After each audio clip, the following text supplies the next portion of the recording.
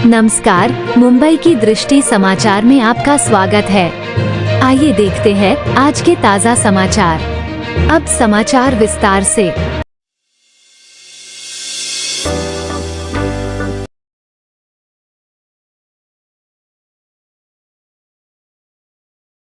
Maharashtra Samajwadi party के अध्यक्ष अबू आसिम आजमी ने मुख्यमंत्री एकनाथ शिंदे जी द्वारा ईद उल अजहा बकरा ईद के लिए विशेष बैठक बुलाई गई, जिसमें महानगर पालिका कमिश्नर, मनपा अधिकारी, पुलिस कश्मीर आदि उपस्थित थे। इस बैठक में मैंने कुरैशी जमात एसोसिएशन के पदाधिकारियों, आमदार रईस शेख, आमदार अमीन पटेल, मतलूब कुरैशी एवं अन्य सदस्यों के शिष्टमंडल के साथ महत्वपूर्ण मांगों को रखा। सभी मुद्दों पर मुख्यमंत्री श्री एकनाथ शिंदे जी ने सकारात्मक रूप से सभी मांगों को पूरा करने का आश्वासन दिया और ईद उल अजहा बकरा ईद के दौरान किसी तरह रुकावट न आए इस बात को सुनिश्चित किया। एक देवनार स्लॉटर हाउस में जानवरों पर ली जाने वाली फीस जिस तरह पिछले साल माफ की गई थी, उसी तरह इस साल भी माफ करने की मांग पर मुख्यमंत्री जी ने हामी भरी। 2 देवनार स्लॉटर हाउस में व्यापारियों एवं खरीदारों की गाड़ियों को मुफ्त पार्किंग दी जाएगी। 3 देवनार स्लॉटर हाउस में पीने का पानी मुफ्त किया जाएगा, साथ ही कैंटीन आदि में बिकने वाली चीजों को एमआरपी पर बेचा जाए, ये सुनिश्चित किया जाएगा। 4 देवनार स्लॉटर हाउस में सफाई के लिए ज्यादा सफाई कर्मचारियों की नियुक्ति किया जाएगा। 5 देवनार स्लॉटर हाउस में बैंक खोला जाएगा तथा एटीएम की सुविधा उपलब्ध कराई जाएगी ताकि व्यापारियों एवं खरीदारों को आसानी हो। 6 जख्मी या बीमार जानवर कुर्बानी के लिए खरीदे नहीं जाते, इसके लिए व्यापारी खुद ट्रांसपोर्ट में जानवर का खास ध्यान रखते हुए कम जानवर भरते हैं। पूरे राज्य में जानवरों के ट्रांसपोर्ट पर छूट देने की मांग पर मुख्यमंत्री जी ने सहमति जताई। 7 बजरंग दल या असामाजिक तत्वों द्वारा जानवरों की गाड़ियां रोकने पर उनके खिलाफ सख्त कार्रवाई की जाएगी। 8 मीरा रोड के जेपी इंफ्रा में कुर्बानी के जानवरों को आने से रोक जाता है। इस शिकायत पर मुख्यमंत्री जी ने कमिश्नर से कहकर इस मामले को जल्द सुलझाने का आदेश दिया। इसके साथ ही 9 हर साल देवनार स्लॉटर हाउस में टेम्पररी शेड लगाने के लिए टेंडर निकला जाता है, जो बहुत साधारण होता है, जो बरसात में खराब हो जाता है।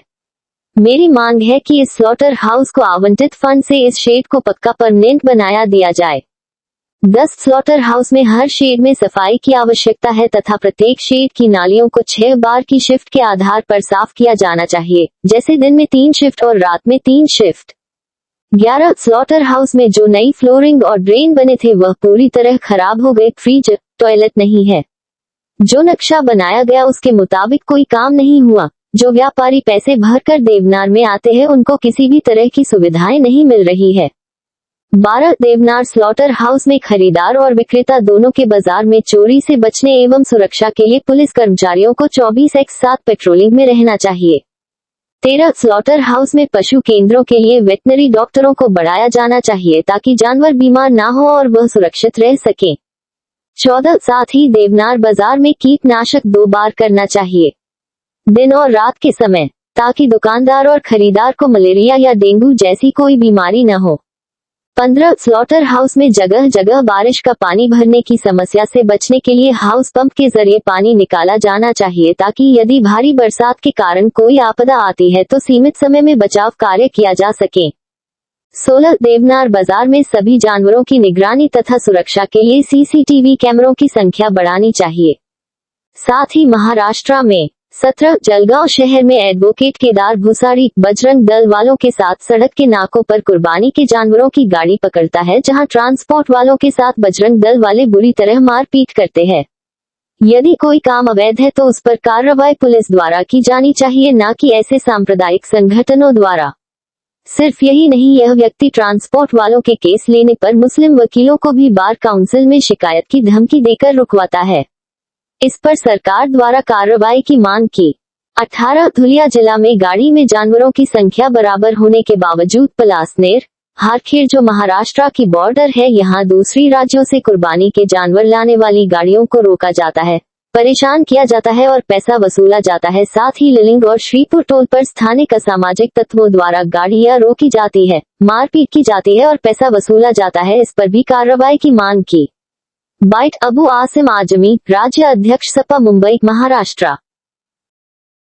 देश के मुख्यमंत्री श्री एकनाथ शिंदे साहब ने सारे अधिकारियों के साथ, कमिश्नर और police commissioner, municipal commissioner, ward के ज़िम्मेदार, जो स्लाटर हाउस के ऑफिसर हैं, वो बहुत सारे अफसर को, जितनी भी कुर्बानी से और स्लाटर हाउस से कनेक्टेड लोग हैं, सबको बुलाया। और जो भी लोग व्यापारी हैं जानवरों के और पॉलिटिकल लोगों को बुलाया। उसमें हमारी बातचीत हुई थी।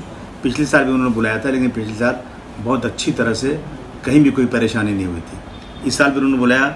मुझे खुशी है, मैं उनका शुक्रिया अदा करता हूँ कि शिंदे साहब ने सब बातें सुनी और हम लोग जितनी डिमांड की उन्होंने सब अप्रूव किया और अफसरों से कहा कि आज से इस पर कार्रवाई शुरू करो। जैसे जानवरों की फ़ीस, जो जानवर उसमें अंदर आते हैं उसकी फ़ीस लगती है, वो फ़ीस उन्होंने वेव करने की, पिछले साल वेव किया था, अब की साल में पूरी फ़ीस हम वेव कर देंगे। और उसके बाद पार्किंग होती में कुछ लोग धांधली करके एक लोगों से 5-6 हज़ार रुपया पार्किंग का ले लेते थे, वो ख़त्म कर दिया उन्होंने। गोश्त कटता है तो जगह काटने की कम है और उसकी जगह बढ़ाने की बात हुई। गाड़ियाँ गोश्त भर के खड़ी रहती हैं, 4-4 घंटे बाहर नहीं निकल पाती, उस पर बात उनसे हुई। और सफाई के लिए जितने कर्मचारी उससे कई गुना सब कर्मचारी बढ़ाइए और हर 3-3 घंटे में सफाई का अच्छी तरह बंदोबस्त किया जाए। सिक्योरिटी ऑफ पर्सनल लोग ज़्यादा रहना चाहिए, क्योंकि बहुत सारे लोग अंदर आके चोरी करते हैं, पैकेट मारते हैं। बेचारे किसान बाहर से आता है यहाँ पर परेशान होकर अपने जानवर लेकर के, उसके साथ अगर मुंबई में ज़्यादती हो जाए तो हमारे प्रदेश की बदनामी है। इन सब चीज़ों में बात किया गया। अंदर बैंक खुलना चाहिए, ATM होना चाहिए। लोग अगर इतनी भीड़ में बाहर जाएंगे, बाहर पॉकेट मार कोई खड़ा होगा, कोई गुंडा खड़ा होगा, तो वो बंदोबस्त पूरा स्लाटर हाउस के अंदर ही होना चाहिए। ज़्यादा से ज़्यादा CCTV रहना चाहिए, ताकि सारे लोगों की जो मॉनिटरिंग बराबर की जा सके। और जो है गाड़ियों में जानवर की गिनती क्यों करते हो आप? अरे इसी देश के अंदर, मैंने कहा मुख्यमंत्री से, मैंने कहा सारे महफिल में, मैंने कहा कि साहब जब छुट्टियां होती हैं तो रिजर्वेशन ट्रेन में नहीं मिलता और लोग ट्रेन में जानवर से ज़्यादा बदतर हालत में मुंबई से 3-3 दिन तक खड़े होकर के टॉयलेट के पास बैठने की जगह नहीं गाँव जाते हैं। मगर कोई मेरे देश का संगठन नहीं है जो कहता है बेचारे इंसान परेशान है, हम इसके लिए आंदोलन करेंगे। ये कोई, लेकिन आज जानवर आता है ना तो उनको बहुत परेशानी हो जाती है। उनको जानवर से मोहब्बत नहीं है, उनको मुसलमानों से नफरत है। तो आप एक आप ये कि अगर कोई जानवर ज़्यादा लाता है और जानवर कहीं आपस में लड़ गए, सींग टूट गई, उनका जो पैर खुद टूट गई, उनकी चमड़ी कट गई, तो वो जानवर बेकार है, उसकी कुर्बानी हो ही नहीं सकती। जो ला रहा है ना उसका नुकसान है। आप आंख बंद कीजिए, जानवरों को लाने दीजिए, उनकी जिम्मेदारी छोड़िए, जानवर गिनना बंद कीजिए, कम से कम 4 दिन अभी रिलैक्सेशन दीजिए, उनको लाने दीजिए उनकी जिम्मेदारी पर। और कोई भी संगठन रास्ते में उनको रोकना नहीं चाहिए। उन्होंने मेरे सामने पुलिस कमिश्नर से कहा, DGCP से कहा कि बिल्कुल इस पर आप लोग अमल कीजिए, कोई रोकना नहीं चाहिए। एक JP इंफ्रा है यहाँ पे मीरा रोड के अंदर, वहाँ 200 से ज़्यादा मुसलमानों को फ्लैट हैं, लेकिन वहाँ के लोग इतने सांप्रदायिक हैं कि उनका फंक्शन सब होगा। उन्होंने जहाँ कम्युनिटी हॉल के अंदर मंदिर बना दिया, मुसलमान जा ही नहीं सकता। और उसके बाद मुसलमान वहाँ कुर्बानी नहीं करना है, सिर्फ बकरे रखना है। जहाँ कुत्ते जो काट लेने पे 14 सुई लगती है, उनको गोद में लेके घूम रहे हैं और बकरे आते हैं तो उनको नहीं लाने दे रहे हैं। उस पर भी उन्होंने कहा कि नहीं, बिल्कुल उस सोसाइटी के लोगों को बुलाकर कमिश्नर साहब जो है उनको ताकीद करें कि ऐसी बदतमीजी वहाँ नहीं होना चाहिए।